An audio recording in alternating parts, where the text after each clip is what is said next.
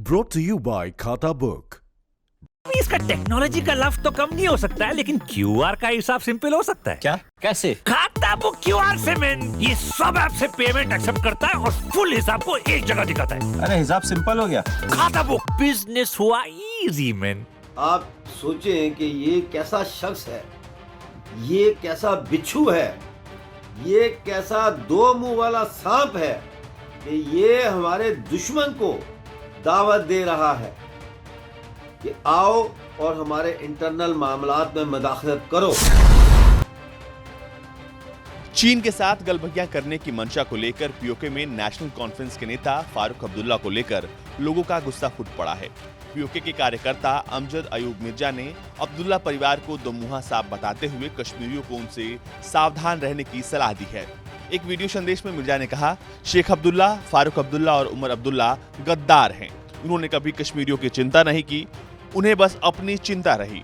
शेख अब्दुल्ला ने कश्मीरियों को धोखा दिया, फारूक और उमर ने भी यही किया। कितनी बार उन्होंने जम्मू कश्मीर विधानसभा में पीओके के खिलाफ प्रस्ताव पारित किया, एक्ट 74, शेड्यूल 4 और गिलगित बाल्टिस्तान में आतंकवाद रोधी कानून। जब इलाके में इंफ्रास्ट्रक्चर को नुकसान पहुंचाया गया, जंगल उजाड़े गए, पहाड़ों में अवैध खनन हुआ, तब ये लोग कहां थे? उन्होंने कभी आवाज नहीं उठाई, क्योंकि अगर वो ऐसा करते तो उनके वोट बैंक पर असर पड़ता। अमजद ने क्या कुछ कहा, आइए सुनते हैं। एक टीवी चैनल को इंटरव्यू देते हुए फारूक अब्दुल्ला ने कहा कि 370 जो है वो चीन की मदद से बहाल होगा, यानी कि 370 जो एक्ट आर्टिकल था जो इसको ख़त्म करने के बाद जो है वो जम्मू कश्मीर यूनियन टेरिटरी बना, लद्दाख यूनियन टेरिटरी बना और तेज़ी के साथ वहाँ पे तरक्की हुई हो रही है। जगह जगह बिजली पहुँच चुकी है, सड़कें बन रही हैं, ब्रिज बन रहे हैं।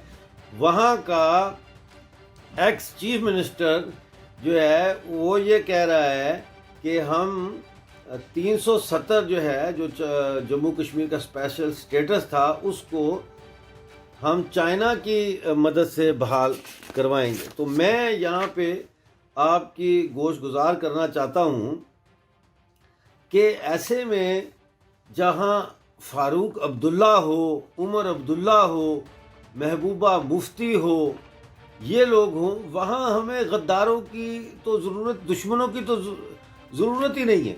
जहाँ इस किस्म के गद्दार मौजूद हों हमारी सफ़ों में, वहाँ हमें दुश्मन की क्या ज़रूरत है।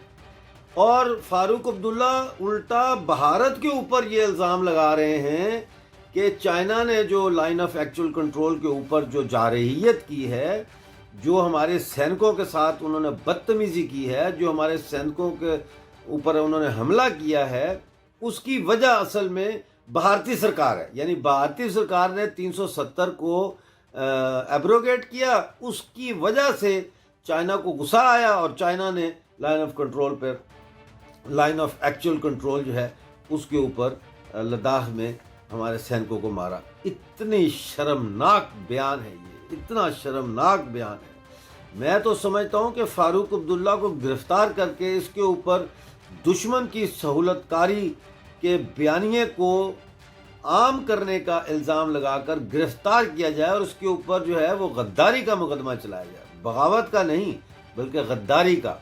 बगावत का मुकदमा तो भगत सिंह पर चला था, बगावत के मुकदमे तो बड़े बड़े हमारे जो देश भगत थे उन पर चला था। इस पर बगावत का नहीं, गद्दारी का मुकदमा चलना चाहिए। दूसरा ये है कि मैं हैरान हूँ कि किस तरह ये लोग जो है वो कश्मीर पर हुक्मरानी करते रहे, अपने पैसे और ताकत को महफूज करने के लिए। फारूक अब्दुल्ला फैमिली कुछ भी कर सकती है, ख़ास तौर पर फारूक अब्दुल्ला ये कुछ भी कर सकता है, ये किसी को भी बेच सकता है।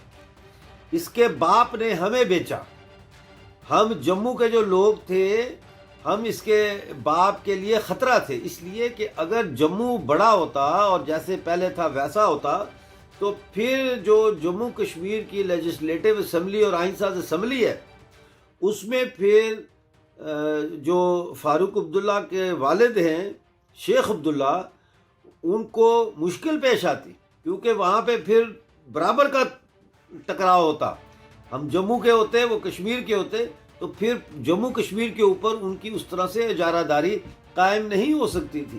اس لیے شیخ عبداللہ نے نہرو کو مجبور کیا، اور نہرو صاحب جو ہے ان کی اپنی مجبوریاں تھیں، اور ان دونوں نے مل کے جو ہے سیز فائر کروائی اور ہمیں علیحدہ کر دیا. میں سوال کرنا چاہتا ہوں شیخ عبداللہ سے، جو مرحوم ہیں، ہو سکتا ہے ان کے بیٹے جواب دے دیں، فاروق عبداللہ صاحب جواب دے دیں کہ کتنی دفعہ آپ لوگوں نے جموں کشمیر کی لیجسلیٹو اسمبلی میں آزاد کشمیر جس کو بولتے ہیں، پاکستانی قبضے والے کشمیر کی آزادی کے لیے قراردادیں پاس کی. آپ نے کتنی دفعہ ہم لوگوں کے جو اوپر ایکٹ 74 لگا، اور ادھر گلگت بلتستان میں شیڈیول 4 اور اینٹی ٹیررزم ایکٹ جو ہمارے اوپر لگا، ہمارے جو لوگ جیلوں میں بند ہوئے، ہمارا جو انفراسٹرکچر تباہ کیا گیا، ہمارے جنگلات کاٹے گئے، ہمارے معدنیات والے پہاڑ کاٹے گئے. اور فاروق عبداللہ صاحب آپ سے سوال کر رہا ہوں، آپ بتائیں کہ آپ نے کتنی دفعہ آواز اٹھائی ہمارے لیے؟ ایک دفعہ بھی نہیں، کیونکہ ہر ایک آواز جو آپ ہمارے لیے اٹھاتے وہ کشمیر میں آپ کا ووٹ بینک کم کر دیتی، اس لیے آپ نے ہمارے لیے آواز نہیں اٹھائی. اور آپ کو اسمبلی میں نہیں، آپ سوچیں کہ یہ کیسا شخص ہے، یہ کیسا بچھو ہے، یہ کیسا دو منہ والا سانپ ہے کہ یہ ہمارے دشمن کو دعوت دے رہا ہے کہ آؤ اور ہمارے انٹرنل معاملات میں مداخلت کرو.